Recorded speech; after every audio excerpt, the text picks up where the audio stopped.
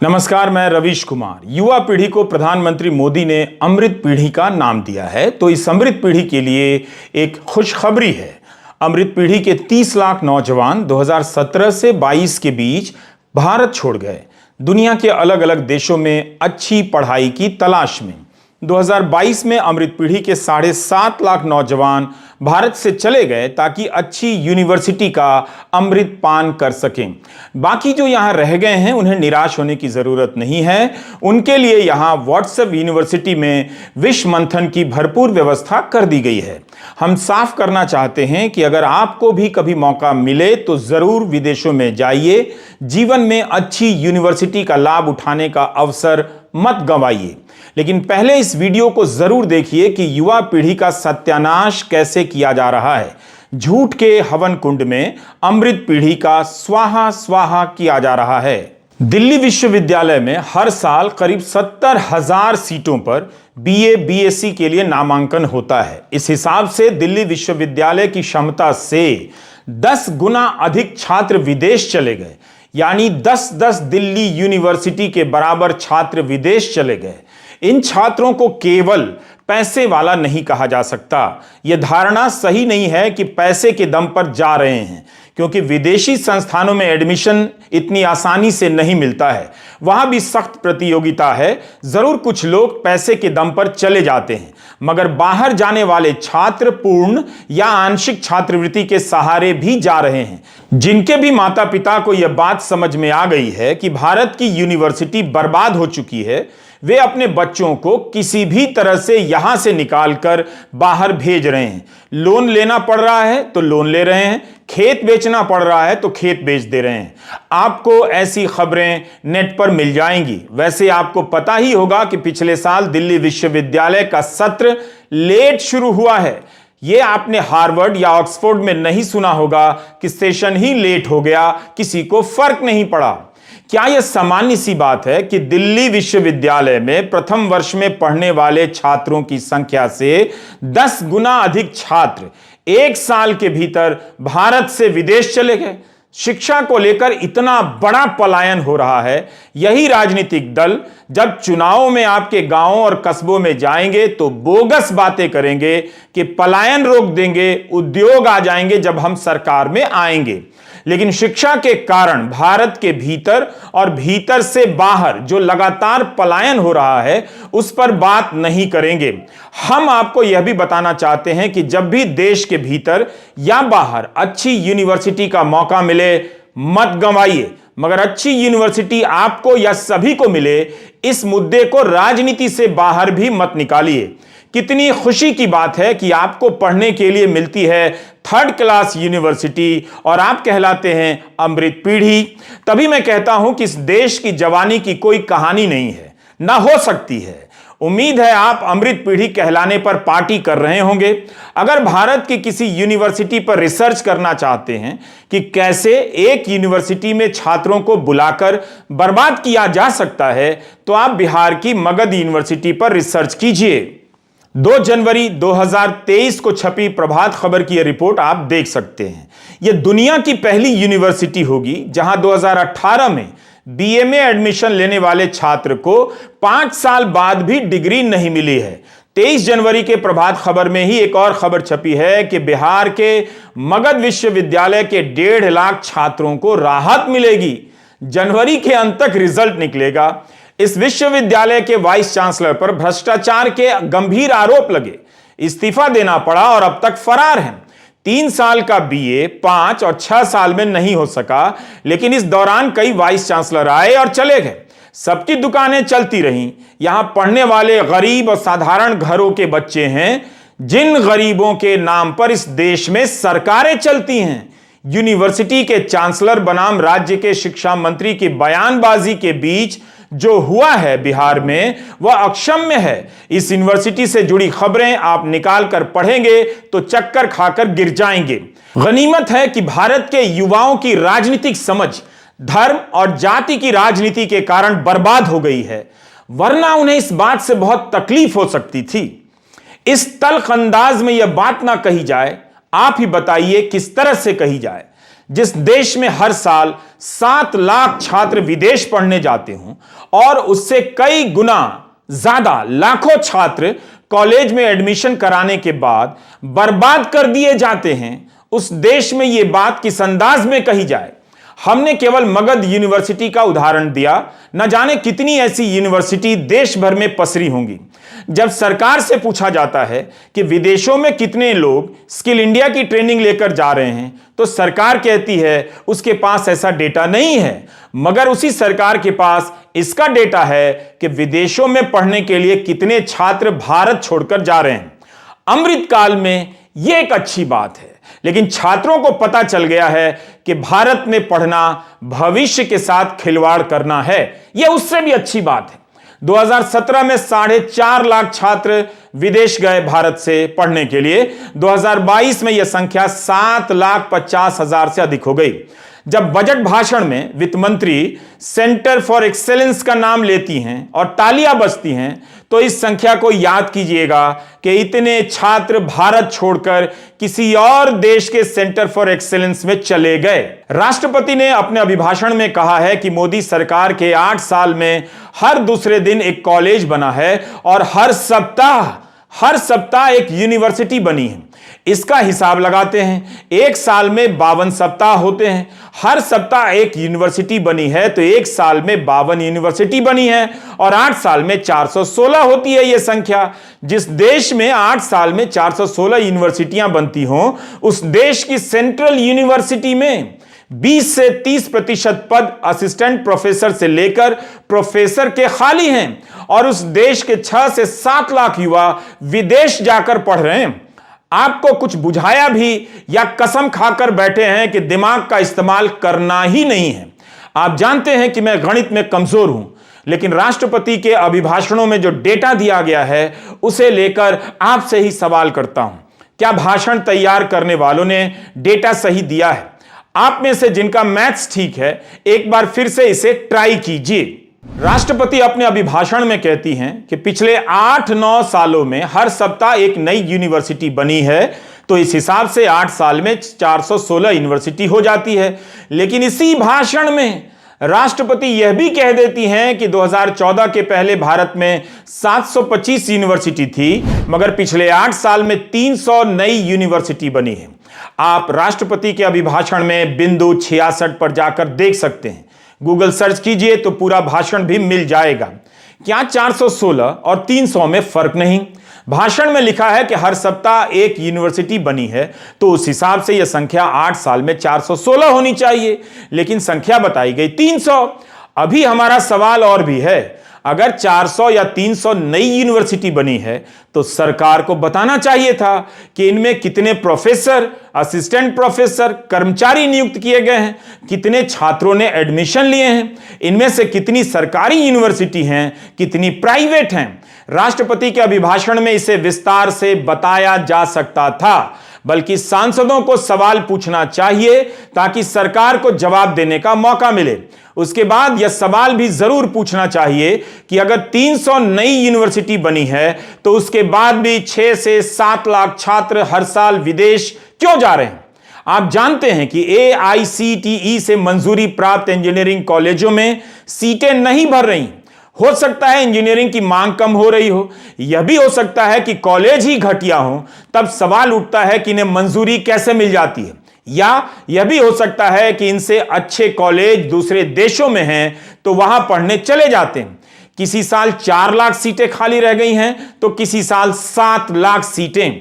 यह हाल है इंजीनियरिंग की शिक्षा का, और भारत विश्वगुरु बन गया है और आज की युवा पीढ़ी अमृत पीढ़ी हो गई है। मतलब यह तो बर्बादी पर डांस करने का ट्यून सा लगता है। YouTube पर रवीश कुमार ऑफिशियल देखा कीजिए। गरीब और साधारण परिवारों के बच्चों को अगली पीढ़ी तक गरीब रखने का प्रोजेक्ट चल रहा है, हम उसी के बारे में बता रहे हैं। अगर किसी वजह से आपका बच्चा यहां की यूनिवर्सिटी में पढ़ रहा है तो मुमकिन है कि कई विषयों के प्रोफेसर ही नहीं होंगे।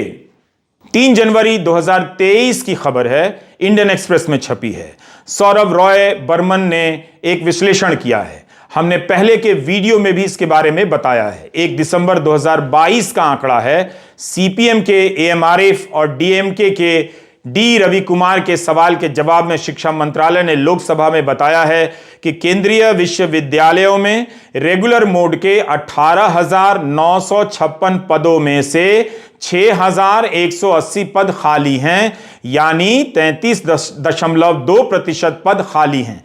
आरक्षित और अनारक्षित पदों को मिलाकर देखिए तो असिस्टेंट प्रोफेसरों के 20.7% पद खाली हैं, एसोसिएट प्रोफेसर के 45.08% पद खाली हैं और प्रोफेसर के 59.8% पद खाली हैं।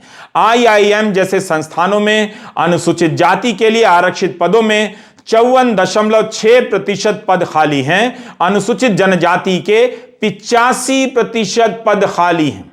प्रोफेसर और सहायक प्रोफेसरों के पद खाली हैं, यह एक समस्या है। दूसरा, इन पदों को भरे जाने के समय जिस तरह पैरवी का जोर चलता है और खराब गुणवत्ता के लोगों को पढ़ाने का काम मिलता है, यह दूसरी बड़ी समस्या है, जिसका नुकसान किसी भी यूनिवर्सिटी को दशकों तक उठाना पड़ता है। राजनीतिक संबंधों के कारण होने वाली भर्तियों ने हर दौर में यूनिवर्सिटी का कबाड़ा किया है। अमृत पीढ़ी जब तक इन मुद्दों को समझने के योग्य होगी, तब तक उनके घड़े का अमृत कोई और चट कर गया होगा। तो गरीब के नाम पर सरकार बनाने वालों ने गरीब के बच्चों की पढ़ाई घटिया हो, इसका पूरा इंतजाम कर दिया है, ताकि उनकी अगली पीढ़ी भी गरीब बनी रहे। अनुसूचित जाति, जनजाति और पिछड़ों के नाम पर भी इस देश में सरकारें बनती हैं। उस देश की सेंट्रल यूनिवर्सिटी, IIT, IIM में करीब 11,000 इनके पद खाली। तो जो पढ़ रहे हैं उनका जीवन बर्बाद, जो पढ़ने के बाद पढ़ाने के योग्य हो रहे हैं उनका जीवन भी बर्बाद। लेकिन पॉजिटिव बात है कि आप अमृत पीढ़ी के कहलाते हैं, इसलिए जब भी मौका मिले बाहर की यूनिवर्सिटी में पढ़ने के लिए तो पूरी कोशिश कीजिए कि मौका मिल जाए। आपको अपने जीवन में अच्छी यूनिवर्सिटी का अनुभव मिलना ही चाहिए। जिस देश की यूनिवर्सिटी में योग्य शिक्षक ना हो, योग्य शिक्षकों को पढ़ाने का मौका ना मिले, रिजल्ट समय पर ना निकले, वहां पढ़ने का फैसला भावनात्मक रूप से नहीं लेना चाहिए। जो छात्र बाहर गए हैं उन्होंने बिल्कुल सही काम किया है। ऐसा नहीं है कि बाहर जाने वाले छात्र ऐश कर रहे हैं, वे पेट काट कर वहां पढ़ाई कर रहे हैं। जिन्हें स्कॉलरशिप नहीं मिली है, पढ़ाई के बाद काम करते हैं। ब्रिटेन में ऑक्सफोर्ड और कैम्ब्रिज यूनिवर्सिटी की फंड में कटौतियां होने लगी हैं। ब्रेक्सिट के पहले जितना फंड मिलता था, अब उससे कई गुना कम मिलने लगा है, जिसका बोझ इन छात्रों पर पड़ रहा है। स्कॉलरशिप कम हो रही है और फीस महंगी हो रही है। इसके बाद भी ये छात्र अपने जीवन को संवारने के लिए दिन रात काम कर रहे हैं। पढ़ने के लिए देश छोड़ना पड़ा, वो अलग, वहां जाकर पेट काट कर पढ़ना पड़ रहा है, वो भी अलग। मोदी सरकार डिजिटल इंडिया का अभियान चला रही है। इस सरकार में डेटा जमा करने पर जोर दिया जाता है। कोविड के समय कोविन वेबसाइट बन गई, करोड़ों लोगों का डेटा सरकार के पास आ गया। लेकिन इसी सरकार के पास इस बात का डेटा नहीं है कि कितने लोग स्किल इंडिया के तहत ट्रेनिंग लेकर विदेश गए, उन्हें नौकरियां मिली। जब जनता दल यूनाइटेड के सांसद राजीव रंजन सिंह ललन, संतोष कुमार, दिनेश चंद्र यादव ने सवाल पूछा कि क्या सरकार ने इस बात पर ध्यान दिया है कि भारतीय छात्र उच्च शिक्षा प्राप्त करने के लिए विदेश जा रहे हैं और उनकी संख्या प्रतिवर्ष बढ़ती रही है? यदि है तो तत्संबंधित ब्यौरा क्या है? तो सरकार जवाब में जो कह रही है उसके एक एक शब्द को ध्यान से सुनिए। शिक्षा राज्य मंत्री सुभाष सरकार अपने लिखित जवाब में कहते हैं कि उच्चतर शिक्षा के उद्देश्य से विदेश जाने वाले भारतीयों की श्रेणी को अधिकृत करने हेतु कोई सूचकांक नहीं है। उच्चतर शिक्षा के लिए विदेश जाने वाले भारतीयों का उद्देश्य या तो उनके मौखिक प्रकटन या आप्रवास अनापत्ति के समय उनके द्वारा प्रस्तुत गंतव्य देश के वीजा के प्रकार के आधार पर मैनुअल रूप से दर्ज किया जाता है। यह संसद की हिंदी है। इस जवाब का क्या मतलब है? मैनुअल रूप से दर्ज किया जाता है। विदेश जाने वाले भारतीयों की श्रेणी का सूचकांक नहीं है। 1 फरवरी के बजट के दिन हमने एक वीडियो किया अमृत पीढ़ी पर। उस वीडियो में इंटरनेशनल स्किल सेंटर के बारे में बताया। लोकसभा में सरकार से पूछा गया कि प्रधानमंत्री कौशल विकास योजना के तहत ट्रेनिंग लेने वाले कितने युवाओं को विदेशों में नौकरी मिली है। तब 19 दिसंबर 2022 को केंद्रीय मंत्री राजीव चंद्रशेखर जवाब देते हैं कि मंत्रालय इस तरह का आंकड़ा नहीं रखता है। लेकिन 6 फरवरी 2023 के जवाब में शिक्षा राज्य मंत्री सुभाष सरकार तो कुछ और ही कह रहे हैं। यह उनके जवाब की हिंदी वाली कॉपी है। इसकी पहली पंक्ति में लिखा है कि आप्रवासन ब्यूरो गृह मंत्रालय भर्तियों के प्रस्थान और आगमन के डेटा का रखरखाव करता है। जब यह डेटा रखा जाता है तो इसी के साथ यह डेटा क्यों नहीं रखा जाता कि प्रधानमंत्री कौशल विकास योजना के तहत ट्रेनिंग लेने वाले कितने युवाओं को विदेश में नौकरी मिली है? क्या सरकार बताना नहीं चाहती है? यह आंकड़ा क्यों नहीं बताना चाहेगी? जब आप विदेशों में जाने वालों का डेटा रखते हैं, गृह मंत्रालय रखता है, तब यह डेटा क्यों नहीं रखा जा सकता कि पीएम कौशल विकास योजना का लाभ उठाकर कितने युवाओं को दूसरे देशों में नौकरियां मिली हैं? इससे तो सरकार की तारीफ होती। जिन सवालों के जवाब आप जानना चाहते हैं उसका डेटा नहीं है, जो सरकार बताना चाहती है केवल उसी का डेटा है। यही डेटा की राजनीति है। क्या नहीं बताया जाता है और जो बताया जाता है किस तरह से बताया जाता है, इस पर गौर कीजिए। राष्ट्रपति ने अपने अभिभाषण में कहा कि पिछले 8 साल में भारत में हर दिन एक मेडिकल कॉलेज बना है, लेकिन क्या यह बताया कि हर महीने मेडिकल कॉलेज में कितने डॉक्टर नियुक्त हुए, कितने नर्सिंग स्टाफ को नौकरी मिली, कितनी एम्बुलेंस आई, आईसीयू की मशीनें कितनी खरीदी गई? यह सब क्यों नहीं बताया गया? अस्पताल की केवल इमारत बनी है या अस्पताल भी चालू हुआ है? इस तरह के सवालों के साथ डेटा देखा कीजिए। अस्पताल के नाम पर इमारतें बनाने की राजनीति को समझिए। जगह जगह नए अस्पतालों की इमारतें खड़ी हैं और मरीज मारा मारा फिर रहा है। 11 फरवरी 2022 को स्वास्थ्य एवं परिवार कल्याण राज्य मंत्री डॉक्टर भारती प्रवीण पवार ने राज्यसभा में एक जानकारी दी। कहा कि एम्स दिल्ली में मंजूर पदों की संख्या 1131 है, 400 फैकल्टी के पोस्ट खाली हैं। सीनियर रेजिडेंट की मंजूर पदों की संख्या 1926 है, 545 पद खाली हैं। यह एम्स दिल्ली का हाल है। मार्च 22 में स्टैंडिंग कमेटी ने बताया कि भुवनेश्वर और भोपाल के एम्स में 305 फैकल्टी के पोस्ट मंजूर हैं और 96 खाली हैं दोनों जगह। पटना एम्स में 305 फैकल्टी के पोस्ट हैं, 169 खाली। रायपुर एम्स में भी फैकल्टी मंजूर पदों की संख्या 305 है, लेकिन 143 पद खाली। स्टैंडिंग कमेटी ने लिखा है कि इनमें से किसी भी एम्स में फैकल्टी या स्टाफ का संतोषजनक नंबर नहीं है। एम्स में पढ़ाने वाले डॉक्टर नहीं हैं, मगर इमारत की गिनती बताकर तालियां बजवाई जा रही हैं कि हर सप्ताह एक मेडिकल कॉलेज बन रहा है। इसके पीछे कारण क्या है? आप जानते हैं कि प्रधानमंत्री स्वास्थ्य सुरक्षा योजना के तहत 22 नए एम्स की स्थापना की जानी है। पुराने सरकारी मेडिकल कॉलेजों को अपग्रेड करना है। इसी का बजट देख लीजिए कि किस रफ्तार से घटता जा रहा है। 22-23 के बजट में कहा गया है कि 10,000 करोड़ का प्रावधान है। जब बजट रिवाइज हुआ तो घटकर 8,250 करोड़ हो गया और अब तो 23-24 के बजट में 3,365 करोड़ हो गया है। बजट ही घटता जा रहा है। नए बजट में इतना कम कैसे हो गया? एक साल में 66% बजट कम कर दिया गया। तभी इस देश के युवाओं को हिंदू मुस्लिम की आग में झोंककर अमृत पीढ़ी का नाम दे दिया गया है। और कितने गर्व से संख्या बताई जा रही है। हर महीने एक मेडिकल कॉलेज बन रहा है, भूत बंगला बन रहा है या अस्पताल बन रहा है। भारत के शैक्षणिक संस्थान भूत बंगला तो नहीं बन रहे हैं। 30 जनवरी को कांग्रेस सांसद पी चिदम्बरम ने एक ट्वीट किया कि इस देश में 7 IIT, 22 NIT, 20 ट्रिपल IIT के पास पूर्णकालिक चेयरमैन तक नहीं है। 10 संस्थाएं ऐसी हैं जिनमें पिछले 8-9 वर्षों में कोई चेयरपर्सन नियुक्त नहीं हुआ। 140 करोड़ की आबादी में क्या सरकार को 50 लोग नहीं मिले जो इन संस्थानों में चेयरपर्सन बन सकते थे?